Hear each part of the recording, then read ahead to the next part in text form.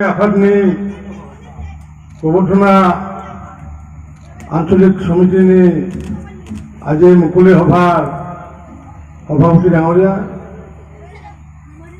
आमार आफसुर गोबोरधना आंचलिकर सभापति डांगरिया मंचत उपविष्ट केइबागराकिও विशिष्ट व्यक्ति आछे गतिके मैं दुई चारिगराकीर नाम लওঁ बसंत स्वर्गीयारी डांगरिया जितेन दास डांगरिया मधु बर्मन डांगरियाके प्रमुखे मंचत उपविष्ट आमार जयगुरु घोष डांगरिया मंचत उपविष्ट विशिष्ट व्यक्तिসকল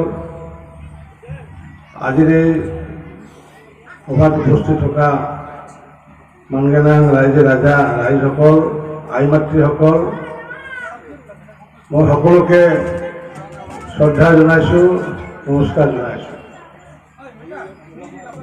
आजिर এই बड़ो थुनलाइ आफाद और आफसुर जी बार्षिक अधिवेशन এই বার্ষিক অধিবেশনের কারণে বহুদিন আগতে নিমন্ত্রণ দিছিলে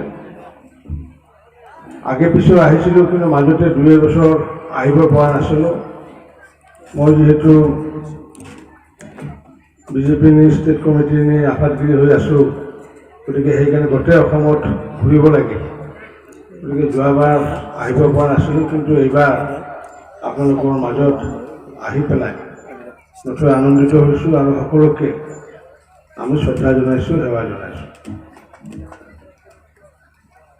আজি যি বড়ো সাহিত্য সভাই সমগ্ৰ অসমতে তেওঁলোকে বড়ো ভাষা কৃষ্টি সংস্কৃতি আগুৱাই নিয়াৰ ক্ষেত্ৰত বিশেষকৈ আমাৰ বড়ো থুনলাই আফাদ আৰু আফচুৱে যি ভূমিকা পালন কৰি আহিছে এই ভূমিকাৰ কাৰণে মই তেওঁলোকক আন্তৰিক ধন্যবাদ জনাইছোঁ। কাৰণ বড়ো সাহিত্য সভা আৰু আফচুৱে আজি দুটামান দশক ধৰি পেলাই প্ৰায় 20-25 বছৰ ধৰি পেলাই নিৰলসভাৱে তেওঁলোকে ভাষা কৃষ্টি আৰু সংস্কৃতিৰ উত্তৰণৰ কাৰণে নিৰলসভাৱে তেওঁলোকে সেৱা আগবঢ়াইছে আৰু যাৰ কাৰণে আজি বড়ো সাহিত্য এটা সুকীয়া মৰ্যাদা পাইছে। অকল বড়ো সাহিত্য সভাই নহয় বড়ো সাহিত্য সভাৰ লগত থকা আফচুৱে তেওঁলোকে যি সমাজৰ মাজত যি ডিচিপ্লিন আনিবলৈ সক্ষম হৈছে যাৰ কাৰণে আজি বড়ো জাতিটোৱে এক স্বকীয় এক দৃষ্টিভংগী দাঙি ধৰিবলৈ সক্ষম হৈছে আৰু সেইটোৰ কাৰণে মই তেওঁলোকক আন্তৰিক অভিনন্দন জনাইছোঁ। কাৰণ এই সাহিত্য সভাই হওক বা আফচুৱে যিখিনি সমাজৰ কাৰণে কাম কৰি আছে মই দেখিছোঁ যে অকল তেওঁলোকে বড়ো ভাষা বা বড়ো জাতিৰ কাৰণে যে কৰি আছে এনেকুৱা নহয়, বিভিন্ন বিষয় লৈ পেলাই সমাজত থকা বিভিন্ন বিষয় লৈ পেলাই বড়ো সাহিত্য সভাই বা আফচুৱে বিভিন্ন ধৰণৰ ৰাইজৰ হৈ পেলাই কাম কৰি আহিছে। আজি ইয়াতে আমাৰ আফচুৰ প্ৰেচিডেণ্ট আজি প্ৰমোদ বড়ো ডাঙৰীয়া ইয়াতে আহিছিলে।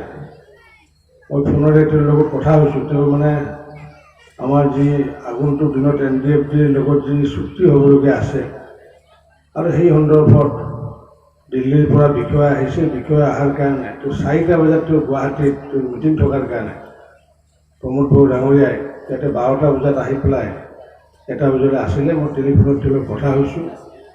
প্ৰমোদ বড়ো ডাঙৰীয়াৰ লগতো মোৰ সুসম্পৰ্ক আছে কাৰণ তেওঁ যি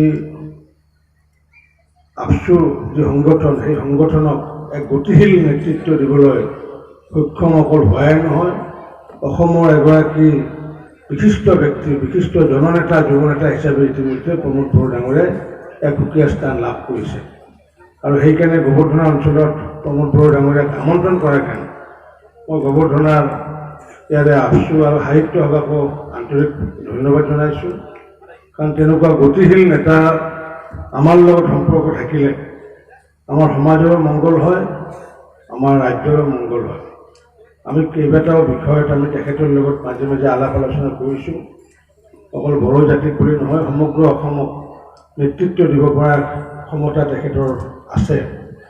গতিকে তেখেতৰ ইতিমধ্যে বক্তব্য ৰাখিছে।